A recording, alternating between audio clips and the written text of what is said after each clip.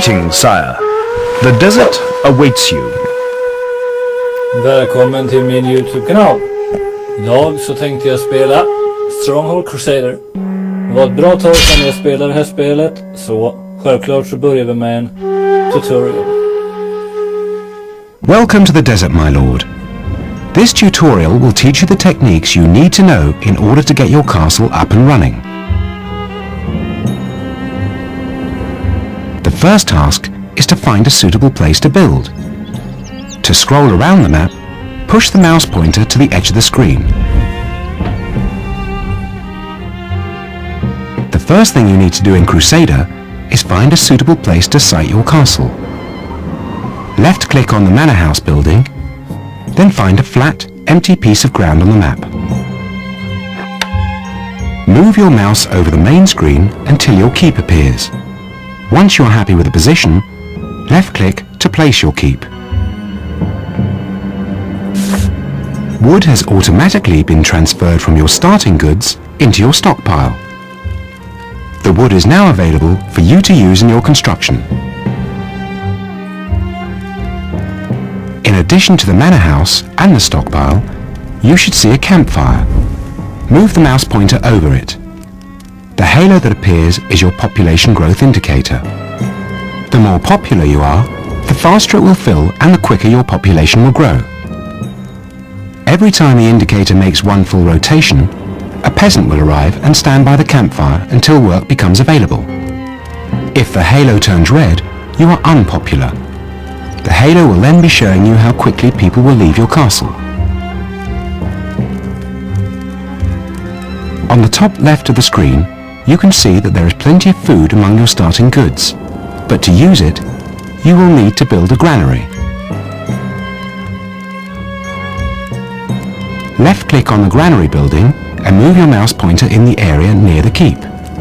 When the granary building appears, left-click to place it.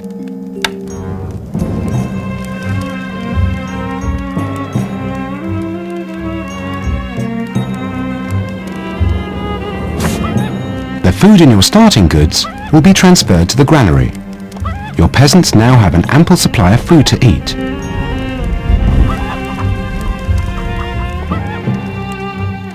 Right-click to exit the build mode, then left-click on the granary you just built to bring up the granary panel.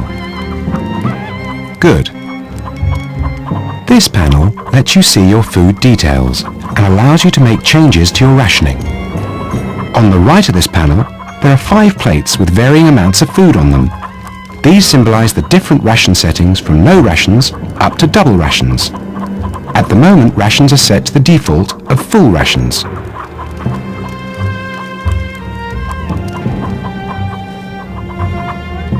Left-click on the plate with the most food on it to set your rations to double. Due to your generous rationing, you are now gaining a big bonus to your popularity each month, and the popularity symbol has changed to a smiling face. The downside to this is that you are consuming food at twice the rate you were before. You can view the rate of consumption by watching the speed of the bar in the granary, or you simply see the units of food disappear from your granary on the map.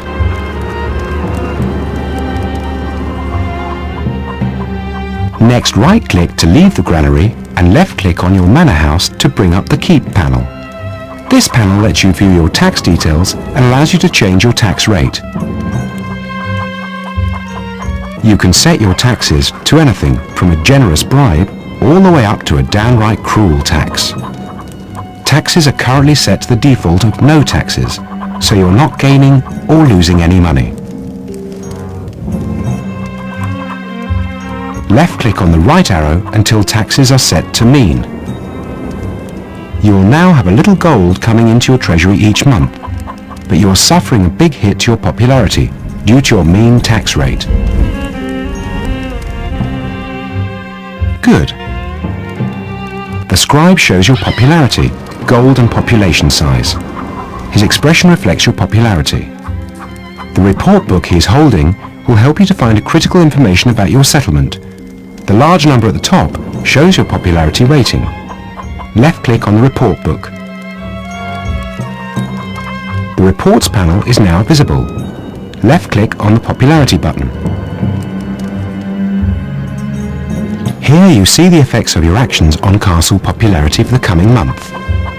Making changes to your tax rate and rationing are the two main ways of manipulating your popularity. With popularity over 50, people will come to the castle. Below 50, they will start to leave.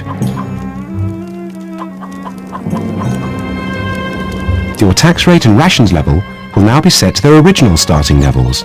Now right-click again to leave the report. Now you have a grasp of how to place buildings and manage your taxes, food and popularity. Let's take a look at how to expand your settlement further.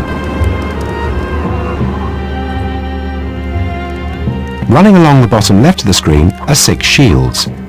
These are the building category buttons, which change the type of buildings displayed on the building selection scroll above them. Move your mouse pointer over these shields. The shields will highlight, and above the building selection scroll, you will see a description of the button. Left-click on the industry building category, hammer. Click on the woodcutter's hut in the building selection scroll, and build 4 woodcutter's huts close to the trees. Finally, right-click to stop building.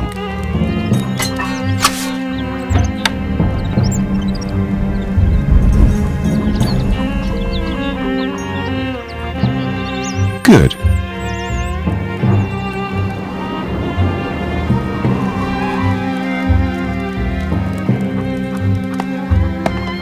Now you see that 4 of the peasants around your campfire have turned into woodcutters and are working cutting down trees.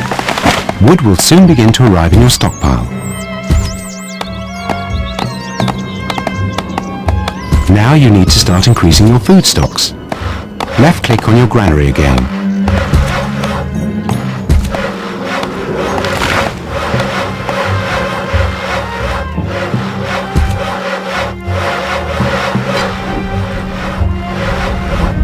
The amount of food you have left is shown in absolute units and also monthly supply.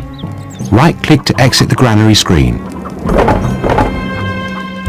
Left-click on the farm building category, apple. Now place 4 hunters' posts and the remaining peasants will become hunters.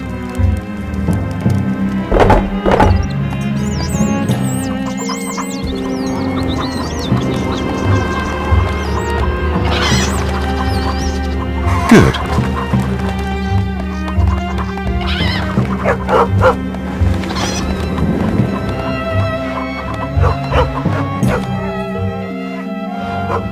When the hunters have prepared their meat, they will place it in your granary.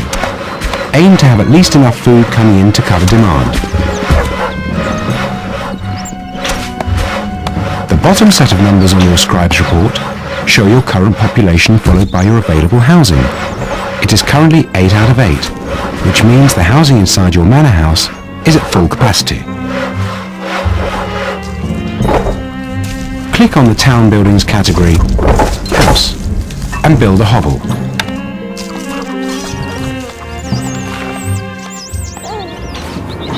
Your available housing will increase and your population will begin growing again. Each hovel you build will hold up to 8 people. Your settlement is growing, but so of course are the number of mouths to feed. Now you will learn a few additional interface controls that are useful when playing the game. To rotate the map, move the mouse pointer into the middle of the screen, then press and hold the right mouse button. The camera interface icons will appear. Move the mouse pointer upwards onto the rotate icon.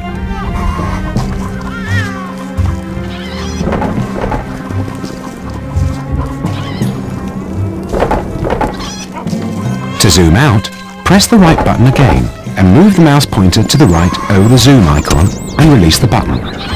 To zoom back in, repeat the process.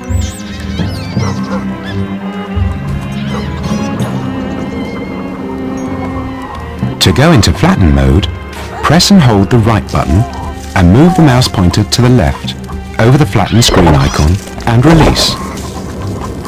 To go back to normal mode, repeat the process. You can also go into and out of the flatten mode by pressing the spacebar. press and hold the right mouse button again to bring up the camera interface. This time, move the mouse pointer down onto the peak icon. This will pull down tall objects such as mountains and walls and allow you to see behind them. Release the button to allow the landscape to spring back up.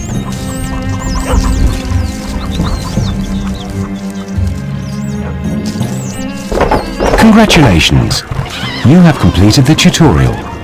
You are now ready to start the first mission of the Crusader campaign. Would you like to continue playing this map? Så där gott folk. Jag har väl gått igenom the tutorial av det här spelet. I nästa avsnitt kommer jag att försöka mig på historical campaigns. Och självklart så kommer jag börja om från början. Men det tar vi nästa gång. Så ta hand om er så hörs vi.